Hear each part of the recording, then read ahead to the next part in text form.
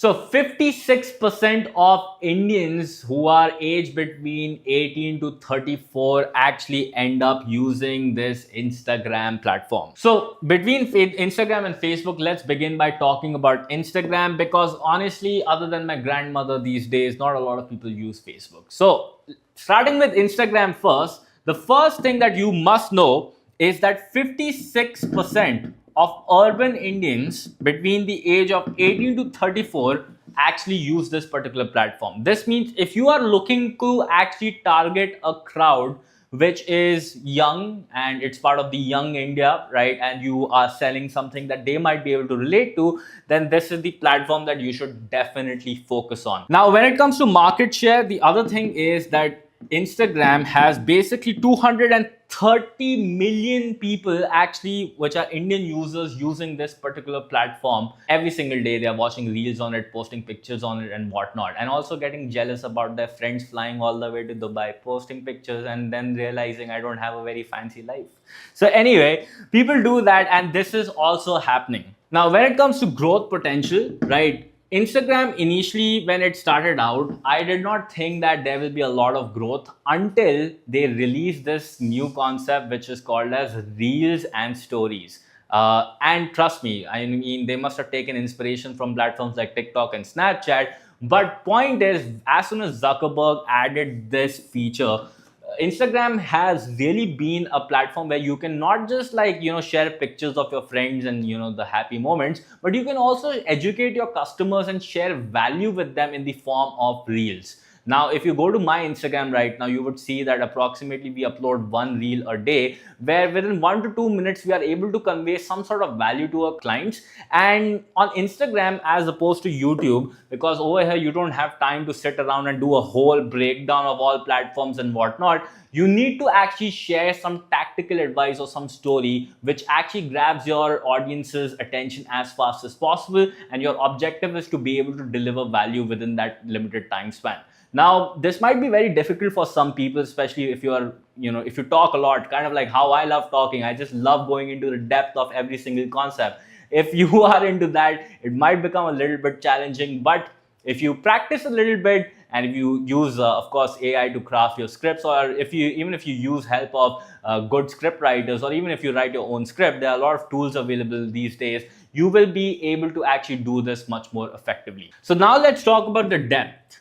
Okay, now, the average time span that a person might spend on Instagram would be around 28 to 30 seconds watching every single reel. Now, unfortunately, this is not enough for somebody to gain so much value where they are like, okay, wow, I actually want to buy something. Because honestly, according to a study done by Google, it takes approximately 8 hours for somebody to really understand about your brand and buy something expensive from you, which is a little bit difficult to actually convey with the help of reels. What you can, on the other hand, do is you can post these reels on a consistent basis, and then with the help of these reels, push people towards your number one long form content, right? Maybe you can push people towards your YouTube channel and tell them that, hey, if you want an elaborated version of this particular concept that I'm talking about, you can watch my long form videos on YouTube. Or on the other hand, you can even put links in your bio which allow people to get to know more about who exactly you are. Now, we get a lot of sales from our Instagram. Okay, now it doesn't happen after somebody just watching a reel. What usually happens is people would actually watch a lot of our reels, they would find value, and they would be like, what does this Rohan guy really do? Let me find out more information. So then they would go to my bio, and then they would click on the link, which would of course take them to a webinar which explains more about what exactly we do and what we don't do. They would watch more of a long form content. Okay, and then they would book a call with us, and of course then decide to become our client. So the purpose of Instagram is to build brand value and redirect people towards your long form content, and then from the long form content your goal is to of course convert them into sales. Okay, do not expect that just by posting reels you will start seeing a increase in your sales. You have to eventually get them to some sort of long form content as well. And of course, when you're posting every single day and people are seeing how cool you are and how valuable you are, that naturally really helps them. Because think about this. Have you ever thought about, why do you love your parents so much and the relatives around you? It's just because of the number of impressions that they have served you, right? Because your parents have literally been there since you were a child, and you've seen a lot of them, and the number of impressions served to you is a lot. Similarly, for your audience, if you serve a lot of impressions on this particular platform, redirect them to your long form content, and then of course give them the call to action to buy from you, there's a lot of potential.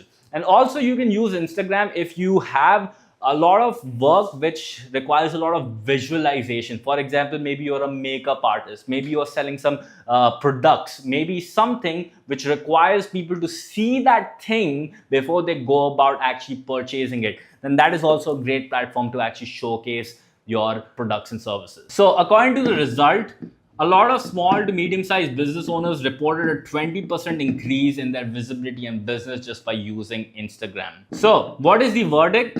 Right? The verdict is simple.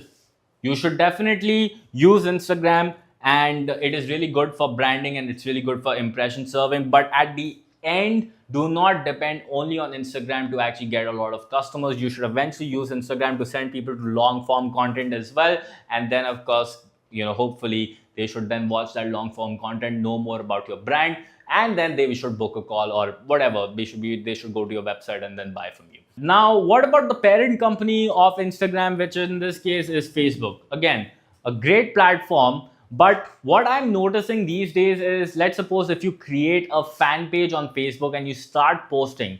Now, for me personally, what I've noticed is, let's suppose if I post a reel on Instagram, it might get like thousands and thousands of views. On the other hand, if I take that same reel and post it on my Facebook page, even though I might have, almost, let's say, the same amount of likes and followers on my Facebook, the reach on Facebook is decreasing significantly.